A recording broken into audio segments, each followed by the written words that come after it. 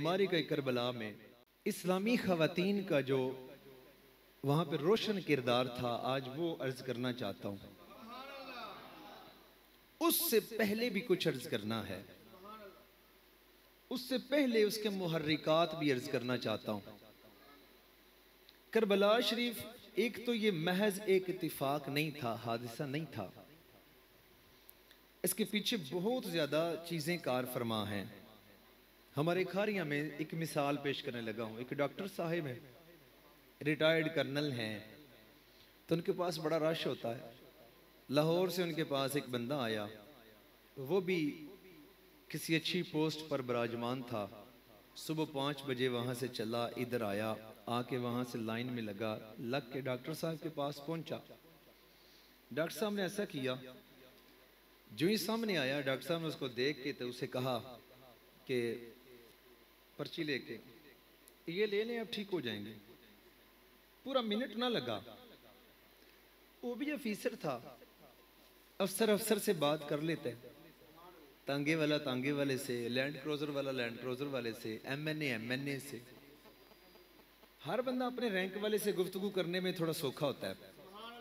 वो जो अफसर था ना, उसने कर्नल डॉक्टर से कहा कि डॉक्टर साहब, मैं लाहौर से चला, मुझे इतने घंटे लगे, इतने घंटे में यहाँ लाइन में लगा, आपने 1 मिनट नहीं लगाया, मिनट ही पूरा लगा देते।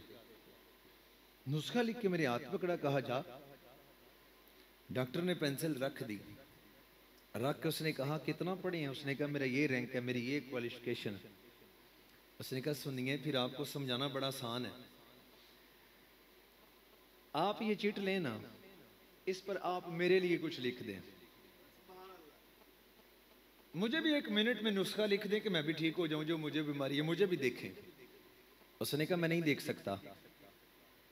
इस डॉक्टर ने कहा बस यही तेरे मेरे दरमियान फर्क है, तूने समझने में देर कर दी, मुझे ये 1 मिनट में समझ के लिखने तक पीछे 40 साल लगे हुए हैं, तब जाके मैं इस जगह पर पहुंचा हूं, और आज मेरा एक मिनट आप लोगों को लाहौर से यहां लेकर आता है। जो सैयदजादियां जिन्होंने करबला शरीफ में रोशन किरदार पेश किया ना, तेरी मेरी बीबियां नहीं थी, वो आम बीबियां नहीं थी, वो माज हादसा नहीं था। सुनियो, उनके पीछे एक बड़ी दास्तान है, उनके पीछे बड़ी एक मेहनत है।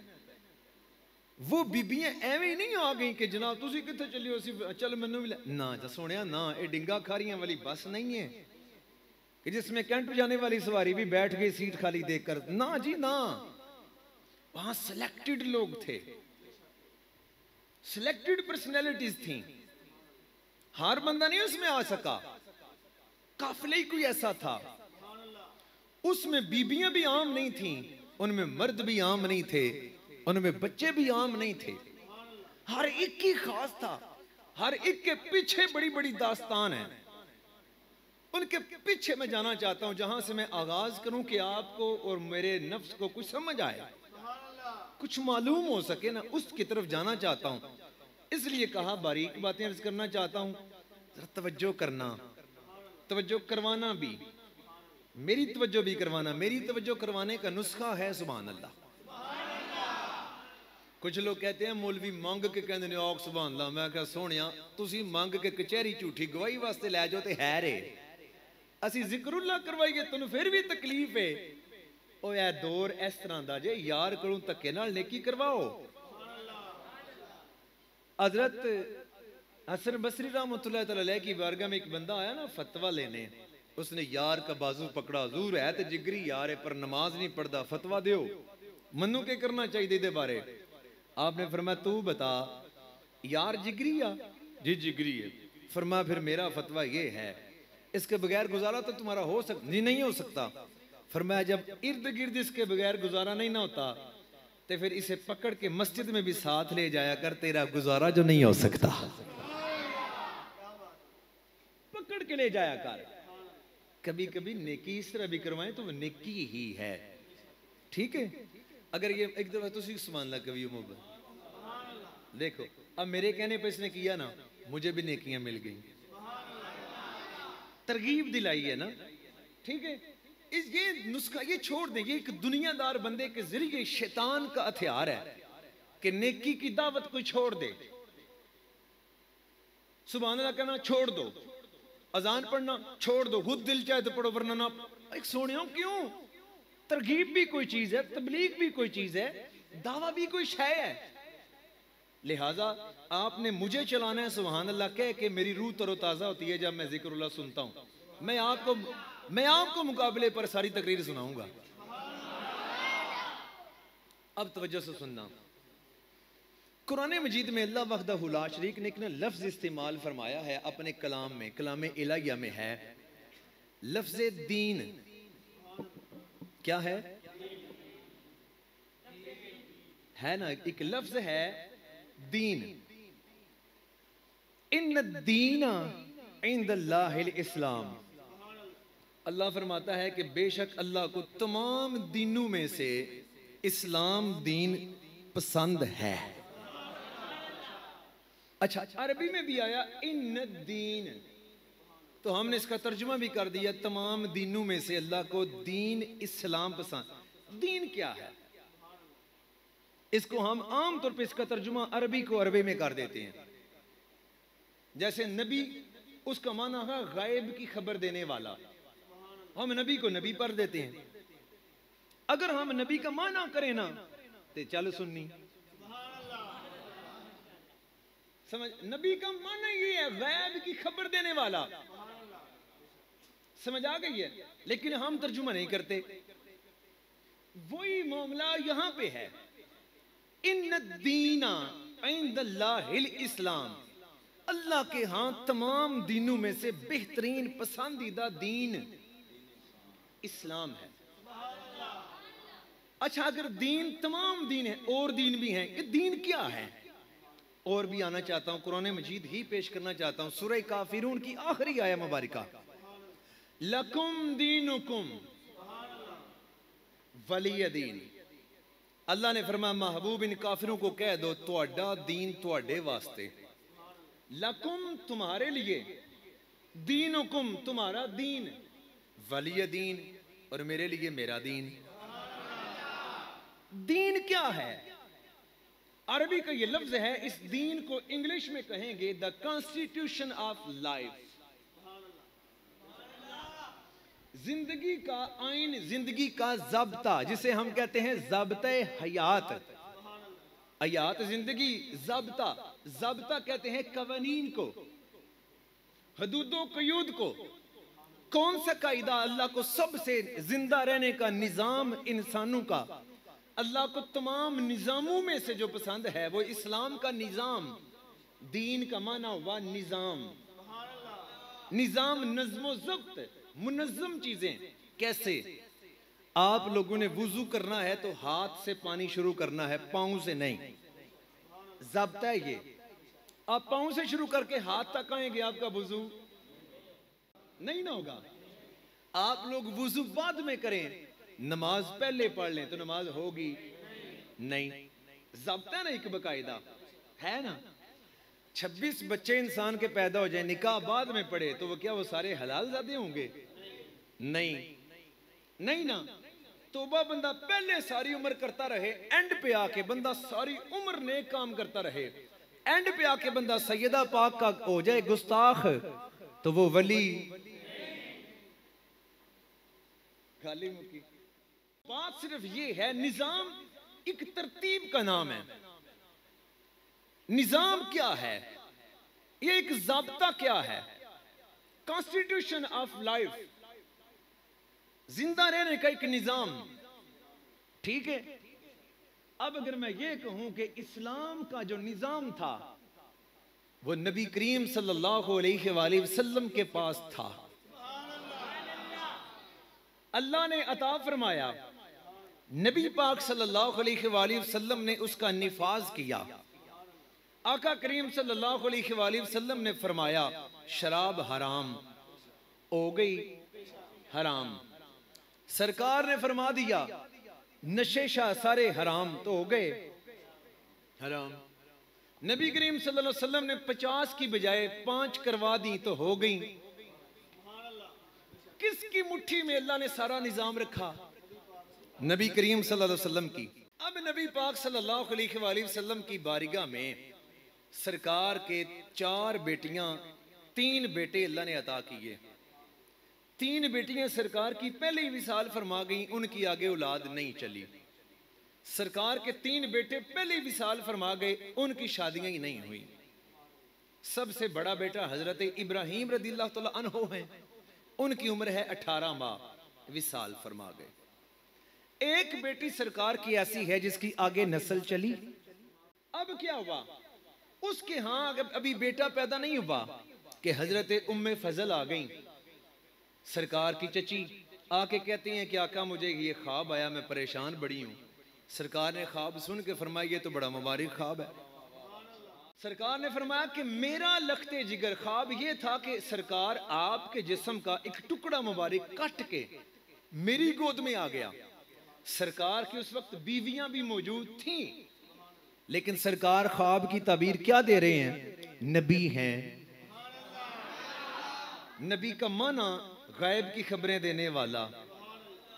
नबी ये नहीं फरमा रहे कि मेरी बीवी के हाँ मेरा बेटा पैदा होगा, नहीं, गैबदान नबी फरमा रहा है बेटा मेरा, जिस्म का टुकड़ा कटा मेरा, गिरा तुम्हारी गोद में। तो सरकार फरमा सकते थे फलां मेरी बीवी या मेरे हाँ एक बेटा पैदा, नहीं, सरकार ने वंड करके फरमाया मेरी बेटी के हाँ पैदा होगा बेटा मेरा। तवज्जो है ना? वो तुम्हें मिलेगा, उसकी परवरिश करोगी तुम। अब हजरत उम्मे फजल रदिल्लाहु तआला अन्हा बड़ी खुश हो गई। थोड़ी देर खुश हो के ना तो जूं ही से सरकार की तरफ देखा ना कि सरकार का बेटा, ओए होए, उनकी प्यारी बेटी के हाँ सैयदा तैयबा ताहिरा, उनके हाँ होगा, मिलेगा मुझे।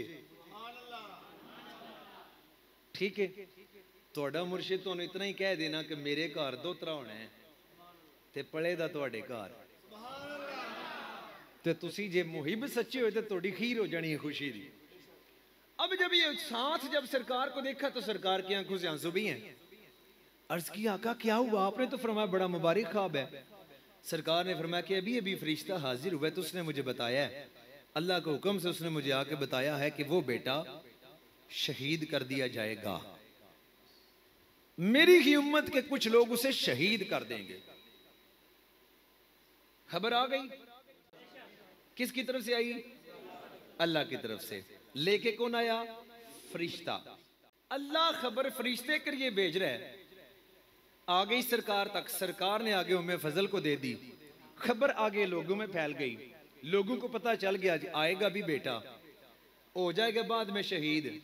ये खबर सैयदा तैयबा सैयदा फातिमा तो ज़हरा को भी मिली, ये खबर हजरत अली पाक को भी मिली।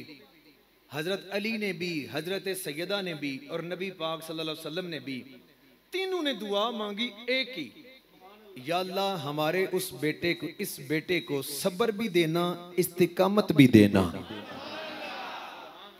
एक ने भी नहीं कहा कि सोनिया जे इड्डा ही औखा वेला है ते टाल सड़, ये नहीं कहा कि या अल्लाह शाला साडे पुत्र नू ओ वेले दी तत्ती वाह ना लगे, नहीं कहा।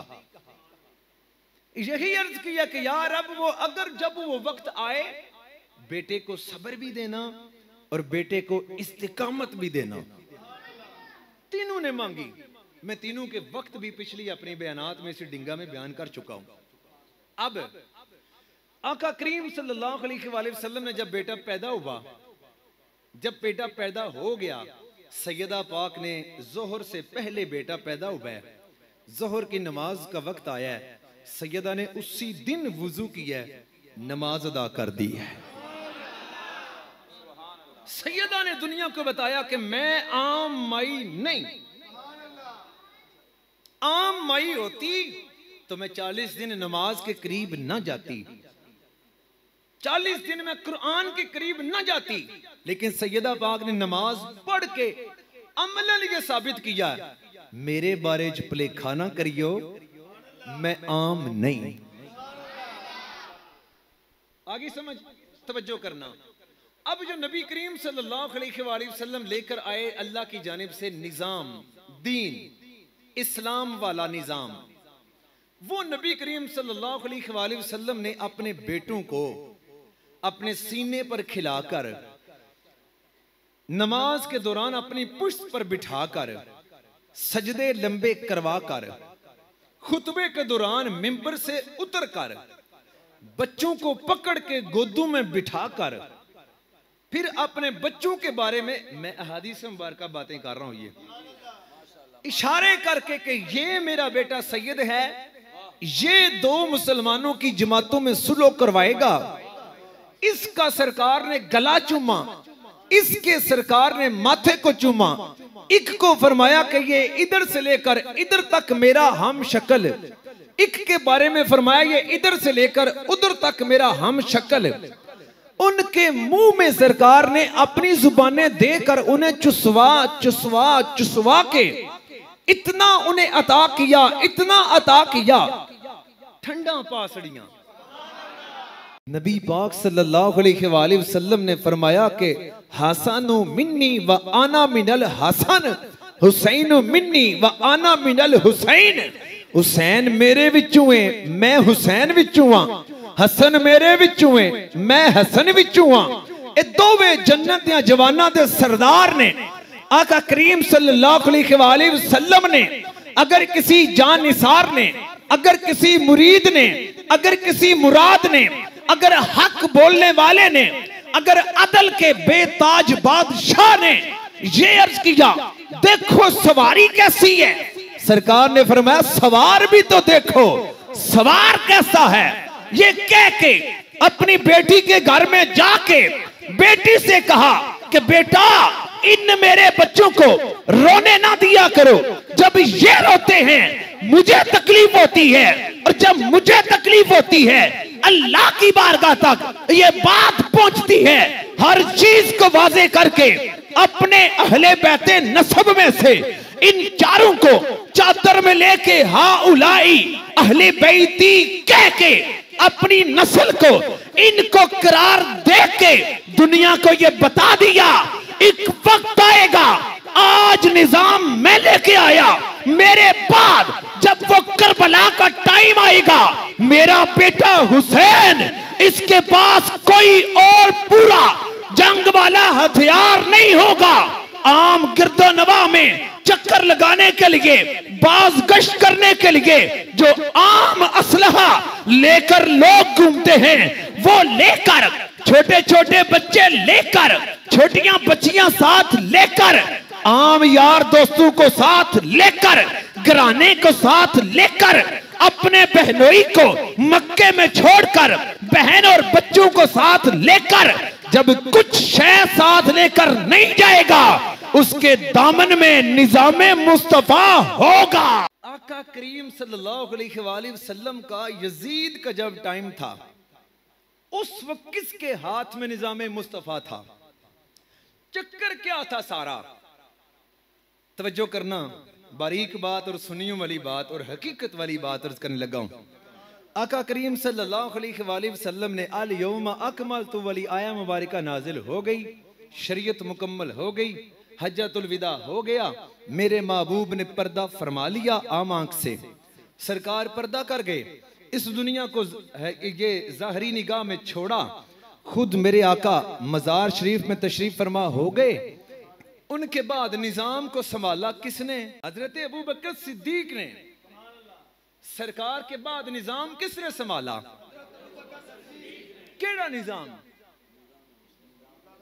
निजामे इस्लाम। उसी निजाम में मेरे महबूब करीम सल्लल्लाहु अलैहि वसल्लम के मुसल्ले पर खड़ा हुआ सरकार का सबसे करीबी जानिसार अफजलुल बशर बाद अज़म्बिया हजरत अबू बकर सिद्दीक रज़ियल्लाहु ताला अन्हु, पीछे खड़े हुए हजरत उमर पाक, पीछे खड़े हुए हजरत उस्मान पाक, पीछे खड़े हुए हजरत अली पाक, पीछे खड़े हुए दीगर सहाबा, सबने पीछे इस इमाम के कह के साबित किया मुनाफिक कभी भी उनमें से एक भी नहीं था, सब के सब एक नंबर थे। आजकल सोनियों जिसमें जरा सा भी शक हो उसके पीछे हिकमत के साथ खड़ा तो हो जाता है, इक्तिदा नहीं की जाती। आप कहेंगे कौन कौन पीछे खलोंदा है तो नमाज की इक्तिदा नहीं करता। तो मैं कहना चाहता हूं आजकल जो भी मक्के मदीने में जाते हैं, कौन है जो उनके पीछे नमाजें पढ़ता है? अगर कहीं जमात के दौरान फंस भी जाए तो नियत के बगैर ही खड़ा हो जाता है, प्रैक्टिस करके बाद में अपनी दोहराता है। पाकिस्तान में भी मसला यही है, अगर बंदा कहीं फंस जाए तो आम बंदा ये करता है, मुफ्ती तो होता ही मुफ्ती है, उसको मसला कौन समझाए? ये आम कोई घटिया शख्स है जो नीचे बैठ के ऊपर वाले से ये आम सा मसला पूछे। जब ये सारी सूरत हाल है, यहाँ हिकमत के तहत किया जाता है। अली नाम उस शख्स का है जो हर हाल में जब खड़ा होना पड़े तो खड़ा हो जाता है, जब ना खड़ा होना हो तो फिर पीछे खड़ा होता है। अबू बकर को माना, उमर को माना, उस्मान को माना। जब अबू बकर का दौर आया, निजाम इस्लाम हजरत अबू बकर के हाथ में, जब उमर का दौर आया, निजाम इस्लाम उमर के हाथ में, जब उस्मान का दौर आया, निजाम इस्लाम उस्मान के हाथ में। उस्मान पर जब बलवाइयों ने हमला किया, दरवाजे पर पहरा हुसैन दे रहे थे। हुसैन को कोई और मजबूरी नहीं थी, हुसैन जानते थे मैं जिसका पहरा दे रहा हूं इसके दामन में निजामे इस्लाम है। उसके बाद हजरत अली की बारी आई, निजामे इस्लाम उनके हाथ में, उनके बाद हजरत इमाम हसन के हाथ में, उनके बाद आपकी रिजामंदी से अमीर मुआविया के हाथ में, उनके बाद मेरे हुसैन के हाथ में। जब ये वाला सिस्टम आया ना, यजीद को टेंशन क्या थी जी? असल भला क्या आज इमरान खान के अगर सीटें निकले ना 176 तो बाकियों की 10 कम हो जाएं तो इमरान खान की गवर्नमेंट को मसला कोई नहीं। वजीर अल्लाह इसका, अब इमरान खान को मसला नहीं बना, यजीद को बना। इमरान खान के पता है इमरान खान को कि ये निजाम इस्लाम के लिए नहीं कर रहा। यजीद को हजरत अमीर मुआविया ने भी यही वसीयत की थी कि यजीद अगर तू मुसलमानों पर हुकूमत करना चाहता है ना, याद रखना उस वक्त तक तेरी दाल नहीं गलेगी जब तक ये 4 हस्तियां तुझे मान ना लें। अब यजीद ने उस बात को मान के उन्होंने फरमाया था लेकिन तशद्दुद ना करना, लेकिन इनका एहतराम न छोड़ना, आजाद आना तुझे मान जाए तो ठीक, वरना तू साहल नहीं है। सुनियो कायनात में जिसको सरकार अपनी छाती पर खिलाएं, जिसको अपनी औलाद लाएं, जिनकी शहादतों के तज़किरे पहले फरिश्ते लेकर आएं, जिनके सब्र और इस्तिकामत की आका दुआएं करें करवाएं, जब वो वाला मामला आ जाए, हजरत अमीर मुआविया भी कहें, यजीद का बाप हो के भी कहें, तेरे पल्ले कख नहीं हो जे हुसैन मन्ने ना। अब ये समझ आई यजीद ने शहीद इसलिए करवाया कि शायद मैं इस छोटे से काफिले पर हमला करके इससे निजाम छीन लूंगा, इससे निजाम मेरे पास आ जाएगा। पीछे बच गए दीगर 3, उन पर मक्के में मदीने में हमला करवा के थोड़ा थोड़ा निजाम वहां से भी ले लूंगा।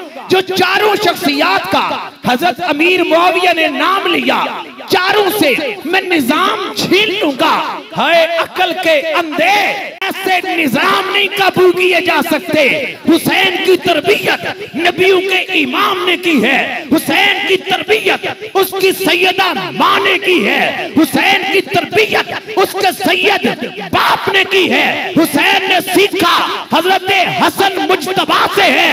हुसैन ने वहां जौहर ये दिखाया, जब आपसे पहले 71 बंदे शहीद हुए, उसके बाद आपको सवार हजरत ज़ैनब ने करवाया। जब सवार करवाया, हुसैन ने पीछे निगहबान छोड़ा। हुसैन ने पीछे निगहबान छोड़ा जो हुसैन को सवारी पर बिठाने आया। अगर तो हुसैन अकेला सवार होने आता, पीछे क़यादत ना होती, निजाम इधर उधर होता। सैयदा ज़ैनब ने हुसैन करीम को बिठा के कहा, साबित कर दिया सोनिया भाइया, दुनिया से जाना निजामे कुदरत है, निजामे कुदरत का इनकार नहीं, लेकिन ये गंदे हाथ में जाने नहीं दिया जाएगा। उसके बाद फिर ये माई साहबा की बारियां शुरू हुई। उसके बाद हजरत इमाम अली मकाम ने, कभी सोचो जरा, कभी तवज्जो करो जरा, आपके घराने की कुल बीबियां मोटरवे पर खड़ी हों, ऊपर से चोर आपको लूट ले, कहें या माल दे दो या तुम्हें मार के तो तुम्हारे पीछे हम कुछ भी कर सकते हैं, आप चुप करके माल दे देंगे, दे दोगे बीबियों की इज्जतों के लिए, है ना? आप इतने समझदार हो, तो मेरे हुसैन के बारे में क्या ख्याल है? फर्क ये है, मुझे और आपको ये यकीन नहीं है कि हमारी बीबियां बाद में क्या कर सकती हैं। हुसैन को यकीन कामिल है, जेड़ा होन मेरे बिचे ओही सैयदा ज़ैनब बिचे। हुसैन पाक को यकीन है कि मेरी बीबियां वो भी तैयब ताहिर हैं, मेरे कबीले में बीबियां वो भी तैयब ताहिर हैं, जो हमारे साथ जुड़ जाए, हमें कहां से लेकर कहां तक आकर पानी बंद करके कैद ही क्यों ना करके रख दे, हर तरफ से 1000 कमांडो से घेर ले, लेकिन हमारी तरफ आ जाए तो हजरत हुर बन जाता है। ये तो घर से लेकर चला था, ये तो से लेकर चला था, इनका खाना इकट्ठा, इनका पीना इकट्ठा, इनसे तिलावतें इकट्ठी, इनके साथ सोना जागना, तमाम दरमा मिलाद इकट्ठे। हुसैन जिन्हें साथ लेकर आया, फिर दुनिया को बताया हुसैन एक शख्सियत का नाम नहीं, हुसैन एक नजरिया है, हुसैन एक दीन का नाम है, हुसैन एक निजाम का नाम है। उस निजाम के लिए अब्बास भी कटे, उस निजाम के लिए जाफर भी कटे, उस निजाम के लिए अब्दुल्ला बिन अली भी कटे, उस निजाम के लिए हर शख्स कटा, भांजे कटे, भतीजे कटे, बेटे कटे, यार कटे, असहाब कटे, गुलाम कटे, हर जो आया जान फिदा करता रहा। अरे क्यों? उसने कहा कि ये निजाम है, निजाम पर हर शय कुर्बान है। हुसैन ने अपना आप भी कटा कर कहा, इस कबीले से निजाम गया नहीं। अभी बीबियां पीछे, हजरत इमाम ज़ैनुल आबिदीन पीछे, इमाम तो भी बीमार हैं, इमाम ज़ैनुल आबिदीन। हाय हाय, इस घराने की तो बात क्या है, जिसको देखो वही अपनी जगह पे शाह सवार नजर आता है। उसके बाद ये हुआ, अब तवज्जो करना, उन सैयदजादियों ने क्या किया, मारिका करबला छुप के हुआ, एक तरफ हुआ, डाक बंद हो गई, डाक चलती थी कासद के जरिए, चौकियां नामजद थी। यहां से समझाने के लिए कह रहा हूं, एक बंदा यहां से डाक लेकर अत्तो वाला जाएगा, वहां चौकी वाले को ये डाक पहुंचाएगा, अगला तेज दम घोड़े वाला वो लेगा, आगे दोरिया पहुंचाएगा, दोरिया वाला लेके खारियां जाएगा। यूं चौकियां होती थी डाक के लिए। यजीदियों ने वो चौकियां बंद कर दी, आना जाना खत्म, कर्फ्यू लग गए, कोई किसी को खबर नहीं क्या किधर क्या कैसे क्यों, हर चीज का। अब अगर कुतुब में ये लिखा हुआ है, बाकायदा मुसल्लम शख्सियात ने लिखा है, अगर वहां पे हजरत इमाम अली मकाम भी शहीद हो जाते और बाद में बीबियों के किरदार को ना देखा जाए, शायद ये स्टोरी वहां पे रहती। अगर बीबियां अपने लखते जिगर के दाढ़े वहीं पे छोड़ के उनके सर अपने सामने नेज़ुम पे चढ़ा के देखते हुए, उनके जिस्मों को बेगौरो कफन वहां दरिंदों के लिए वहां परिंदों चरिंदों के लिए हर शय के सामने छोड़ आए, ये अल्लाह का करम है कि फरिश्ते पहरेदार थे। पीछे छोड़ के कोई कफन वाला नहीं, जनाजे का टाइम ना दिया गया, कैद करके सवारियों के ऊपर बैठा के जब ले जाया गया, बीबियों ने वहां क्या किया? बीबियों ने निजाम को, जो निजाम उनके घर का, जो निजाम उनके नाना का, जो निजाम खलीफा दर खलीफा होके इनके जरिए आज करबला तक आया, अब ये यजीद वहां पे उस निजाम को खत्म करना चाहता है, अपनी मर्जी का निजाम बनाना चाहता है। वो क्या चाहता था? उसके दो मुहर्रिकात पेश करता हूं, बाकी नहीं। यजीद चाहता था उसका इज्तिमाई कोई बंदा एहतिसाब ना करे। इसी वजह से कोई कूफे वाला हजरत मुस्लिम बिन अकील के पीछे 40,000 की बैत करने के बाद खड़ा ना हुआ। कोई कूफे वाला हजरत इमाम अली मकाम को शहीद करने के बाद बोल ना सका। लोग डर गए। यजीद अपने खिलाफ बात सुन नहीं सकता, यजीद अपने खिलाफ तनकीद बर्दाश्त नहीं करता। यजीद ने एक निजाम पैदा कर दिया, एक माहौल तारी कर दिया, कोई उसके खिलाफ बोलेगा नहीं। पहले माहौल क्या था? अगर हजरत उमर फारूक रज़ियल्लाहु तआला अन्हो किसी मसले में बात करते हैं, बेवा वहां से खड़ी हो जाती है, कहती उमर तू कौन होता है मेरा हक मारने वाला? उमर रोने लग पड़ता है। वहां से कोई गुलाम खड़ा हो जाए, उमर से कहते आधी दुनिया का बादशाह उमर, जिसके हाथ में निजामे मुस्तफा की डोर। निजाम क्या था? जिसका पैरा हुसैन देना चाहते थे। एहतिसाब इज्तिमाई ओपन था, ओपन बात की जाती थी, ओपन मुआखजा किया जाता था। अरे बता उमर, मेरा सूट, मेरा कद भी छोटा, एक चादर से मेरा सूट नहीं बना, तेरा कैसे बना? उस दरबारे खिलाफत में, दरबारे उमर में उमर रोते हुए बोले मैं नहीं जवाब दूंगा, मेरा बेटा बोलेगा। बेटे ने कहा मैंने अपनी चादर भी अब्बा जी को गिफ्ट कर दी। जब कहा कि ये ऐसे बना, गुलाम बैठ गया। उमर ने मुआखजा नहीं किया कि इदारे के खिलाफ बोले क्यों हो? इदारा कोई अल्लाह माफी दे क्या है? इदारे के खिलाफ जब कोई वो खिलाफ वर्जी करेगा, बाहोश अफराद बोलते हैं ये निजामे इस्लाम है। हजरत उमर का गुनाह भी नहीं है, लेकिन सवाल करने वाले को बोलने दिया, वो बोला। यजीद ने बोलने नहीं दिया। हुसैन ने अपना आप शहीद करवा के बीबियों को भी जुर्रत अता कर दी कि जो गलत होगा उसके खिलाफ जो कभी नहीं बोली वो भी बोलती है। तवज्जो करना, हजरत फिजा भी उसी काफिला में है, उम्मुल बनीन उसी काफिले में है, हजरत अली पाक की बीवी है। नाम सुना हुआ है? बीबी फिजा उसी काफिले में है। हजरत इमाम हुसैन की दो बीवियां उसी काफिले में है। हजरत इमाम अली मकाम की दोनों बहनें उसी काफिले में हैं। दीगर मोतबर 3 औरतें उसी काफिला में हैं।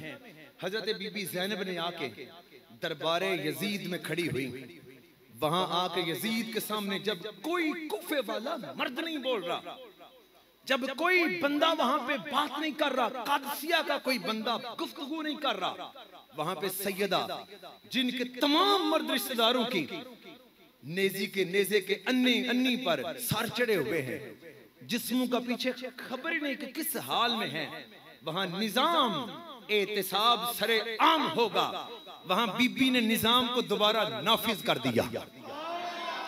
दरबारे यजीद में उस दिन हलचल मच गई। हुसैन उस वक्त ही कामयाब हो गए थे। यजीद उसी वक्त शिकस्त खोरदा हो गया था जब यजीद के सामने माई साहबा ने ये फरमाया था, ओ यजीद बदनिहाद, आज वक्त के हादसे ने, ये रोजमर्रा की तब्दीलियों की वजह से आज हाय अफसोस कि मुझे एक बदनिहाद यानी बुरे शख्स के साथ कलाम करना पड़ रहा है। लेकिन तू अगर जुल्म सितम करके ये समझता है तू जीत गया है तो ये तेरी खाम ख्याली है। आज हमारे मर्दों को तूने वहां दरिंदों के लिए छोड़ा, तूने वहां तपते से रात छोड़ा, तूने आज हमें कैद करके ये समझा कि ये कमजोर बीबियां हैं, तो याद रखो मुझ में भी खून अली का चल रहा है। याद रखो, आज तुम्हारा ये 4 दिन का इख्तिदार, ये मलूकियत तो चल सकती है, लेकिन कोई भी शख्स तेरी बात को तस्लीम करने वाला नहीं रहेगा। तो अल्लाह रसूल का नाम रहेगा, और महशर वाले दिन उस वक्त तेरा हाल मैं देखूंगी क्या होगा, जब तू किसी किस्म का भी वहां कोई भी अजर अपने ऊपर बर्दाश्त नहीं कर पाएगा। जब ये जुमले बोले मगरबी मुफक्किरीन, गैर मुस्लिम बोले, उन्होंने कहा कि जब बीबी बोल पड़ी यजीद मर गया, हुसैन जीत गया।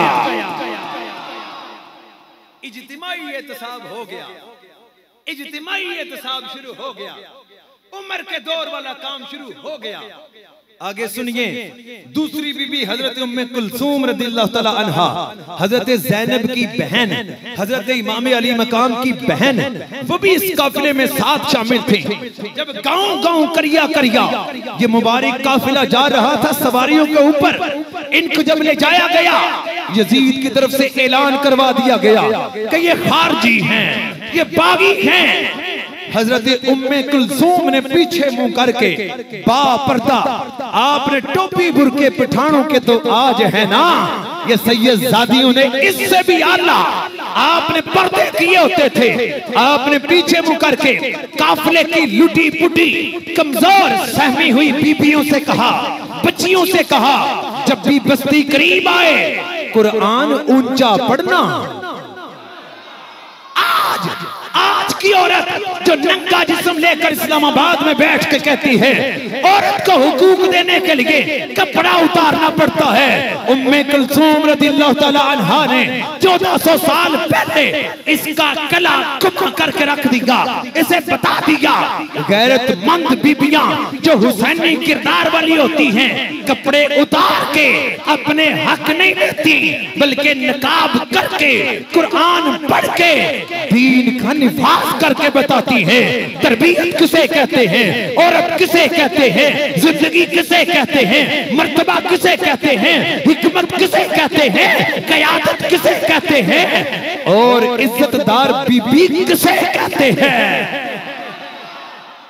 आपने जब फरमाया तमाम बच्चियां, तमाम काफिले वालियां जब बस्ती करीब आए, वहां से कोई पत्थर उठाने से पहले, पत्थर से डर के नहीं बल्कि निजाम के लिए जब कहा गया कि जिनके दामन में कुरान है, जिनके दामन में कुरान की खुशबू है, जब इनको बागी कहा जाए तो फरमाया कुरान को ही ऊपर करना है, कुरान जोर से पढ़ा जाए।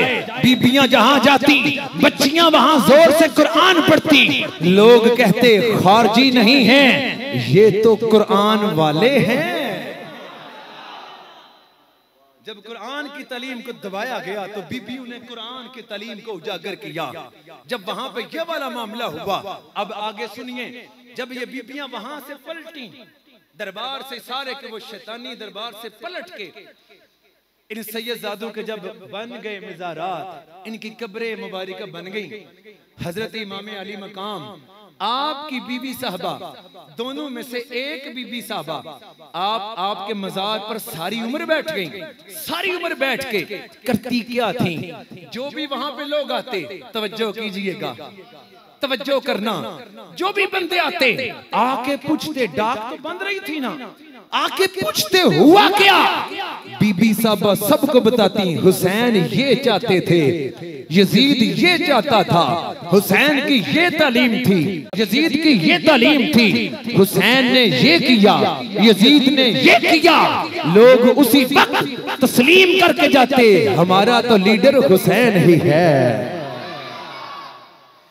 बीबियों ने सारे किरदार को जिंदा रखा, बीबियों ने सारे निजाम को उजागर करके रखा, बीबियों ने सारी दुनिया के सामने वाज़े करके रख दिया।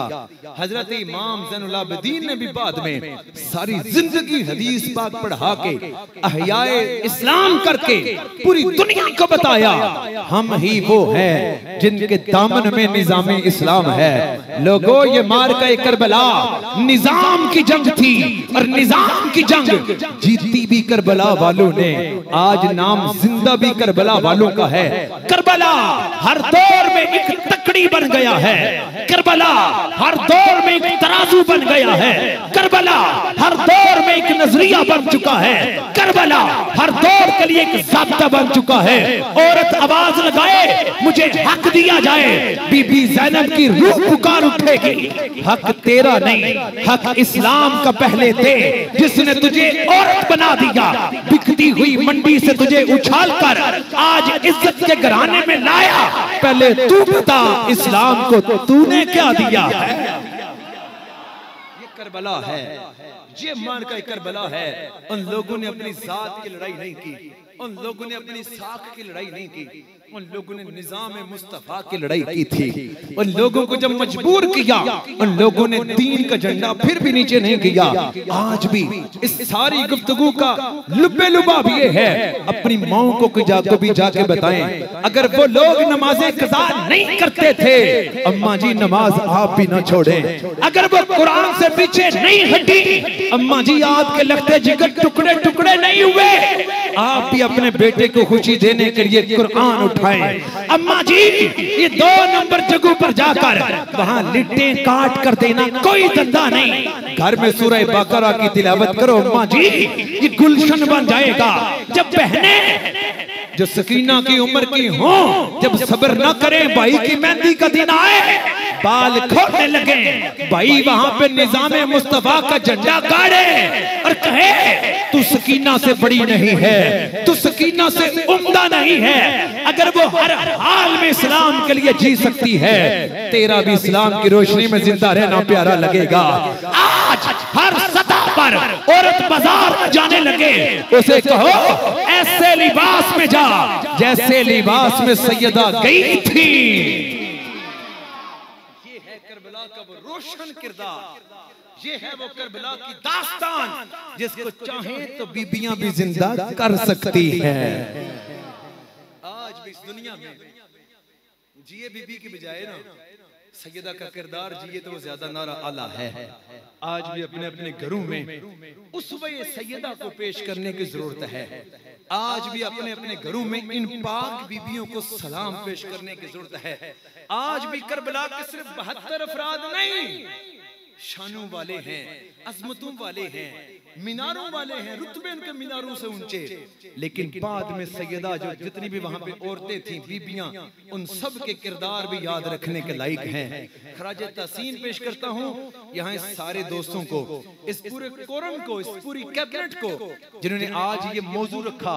और आज के इस गए गुजरे दौर में जब हर सतह पर यहाँ प्रॉपर्टी का बिजनेस हो तो साथ बीबी बिठानी पड़ती है, यहाँ एडवर्टाइजमेंट करनी हो तो बाजार में पतले कपड़े के साथ बीबी निकालनी पड़ती है।